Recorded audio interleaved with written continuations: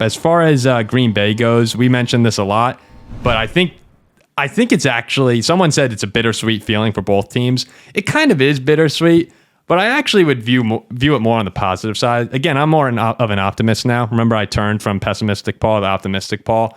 If you look at it that way, Green Bay, to be able to turn it on the way they did and have Jordan Love, go from 0 to hero pretty quickly in that game, I think that you're a Packer fan. You're walking away and you're happy. You're actually okay with it. Disappointed in the loss, but this team showed that. I mean, how many teams in the NFC right now are you scared of? Is maybe just the Vikings? Yeah, and let's not forget, right? They did better as miserable as they played against the Vikings defense. The 49ers were worse. The Texans were way worse. Nobody has exploded against the Vikings defense like the Packers did in that fourth quarter. This was the first game where I watched the defense and thought for a second, oh, they look gassed. They look miserable out there. And the first half was not the story. But then all of a sudden, when the offense kind of slowed down and the Packer defense got going, this was the first time all year that the Vikings were really in danger. And in that fourth quarter, they were. So I get that Packer fans should probably be disappointed, but they can look at this game and say, okay, they got to beat the Rams next week. They lose to the Rams, the narrative changes. It's a week-to-week league. But if you go out there and get a win, go to 3-2, Love looks good, he's finally 100% healthy, yeah, I'm not worried at all if I'm a Packer fan. It's just a disappointing loss. They want you in the poncho. They've got a tricky schedule coming up. Traveling across the country to play the Rams is always tough, though that'll be a home game in terms of crowd. Then they play the Cardinals. Then they play the Texans. So those are three teams. I can see them losing any of those games, but I can also see them winning all three of them.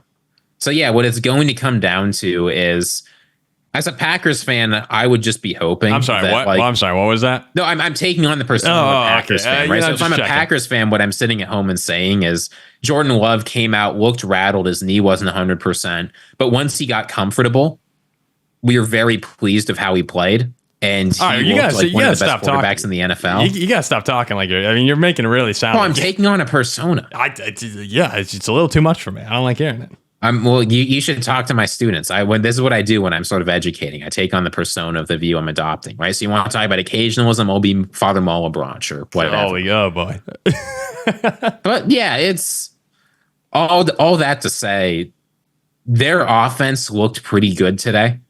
It started off horrible, but if you look at the totality of the game, there was a lot to like. Jordan Love clearly showed he can be clutch in big moments and get it done. And that should leave you feeling optimistic with some winnable games coming up.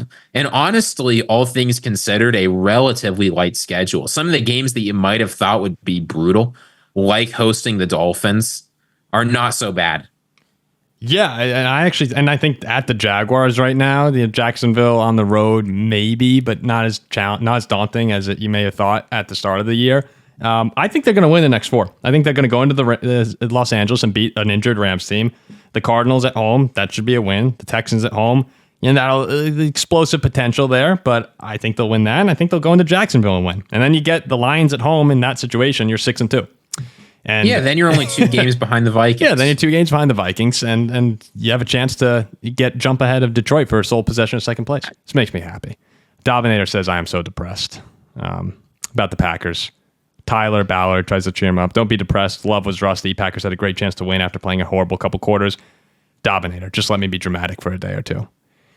People come to this channel, Ziggy. It's kind of sickening. That's what it is Ziggy. To be a Packers fan. Is you're dramatic for a day or two, and then you say, "Oh, the skies are clear." We're the Green Bay Packers. Everything works out perfectly. La di da di da. Hey, you know what? I like seeing it though, because people come to the sick thing about this channel. And it really is sick. Is that people come here to see us sad. I don't know. Like that. That is why people tune in. They want to see me and you in absolute misery. And the tables have turned for a day. We know it'll be short lived, and I know who butters our bread as well. So we're not gonna go down your throat and make fun of you or anything like that. But no, and they don't deserve to be made fun. No, they don't. They don't deserve it. It was a really good game actually. But no, and I'm overselling how good I think the Vikings are. Well, I think their record says they're very, very good, and they've got a chance. It's not like this team's a lock, one of the best teams in the NFL. Yes. But how do you not get, we do our best to be objective here, but how do you not get a little bit excited as a Vikings fan after what you've seen the past 4 weeks? Yeah, you have to.